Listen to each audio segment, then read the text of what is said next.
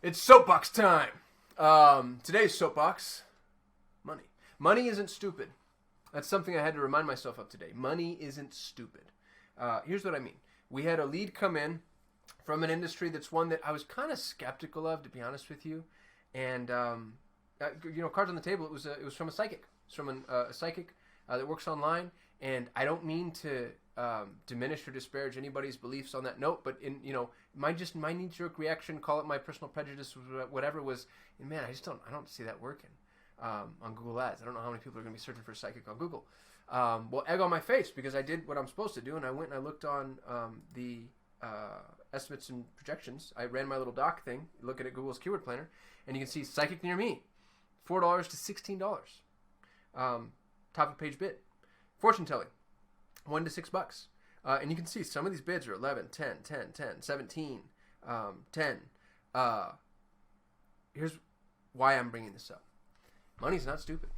Nobody is going to spend that amount of money over that period of time. Now remember, Google's estimates and projections are average across a 12-month rolling period. So this is a 12-month average, which means this isn't just somebody going in there and trying it out. These are people spending $10 to $20 per click over at least a year, and nobody's going to do that unless they're getting money back. So the viability of an industry, I think, in many ways can be predicted based off of what you see people spending into that industry from the outset. So if you see money being spent, funds being spent in an industry, then you know somebody's made it work. Somebody has proven concept there. Now, maybe they have a different model, different product, different service, different offering than you do. So there's no guarantee that you can make it work, but it's a really good indication that there's been somebody else that's paved the way. We're anti-Robert Frost in this particular context. We don't want to take the road less traveled because generally there's no money there. This works. It cuts both ways. Sometimes I'll open up Keyword Planner and I'll see cost per click. I'll see a CPC that's just so low, and in my mind I'm like, that scares me off too, because now I'm like, nobody's bidding here. Either I'm the smartest guy in the whole wide world, which is likely, obviously not, or other people have tried this, failed, and these keywords just aren't as valuable as I would like to think. Money's not stupid. Now, have I found pockets of key terms that were super cheap and made us a ton of money, or made a client a ton of money? Yeah, that's happened. And it's great when it happens, and it doesn't always last forever. And pro tip, don't tell people about it because they'll jump on your bandwagon. And have we found keywords that were super expensive and we weren't able to qualify it at all? Yeah, that happens more often, actually. More often than the former. But I still think that without other data, if that's all you're looking at,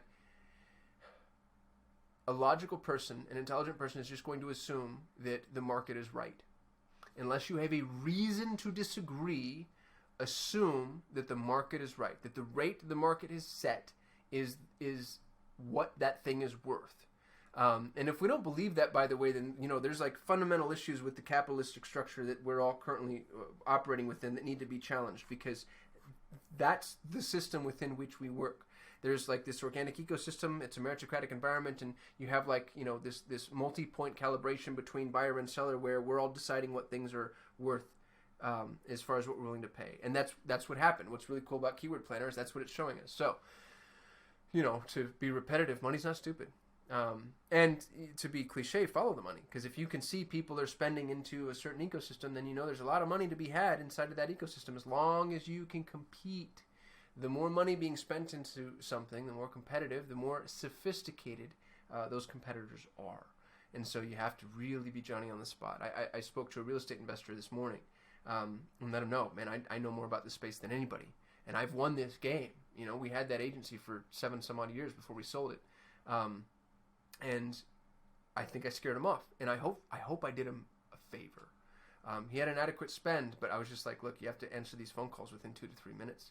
If you're not answering it, I call him right back, because if you don't, somebody else will, and they're going to lock him up at the sucker price.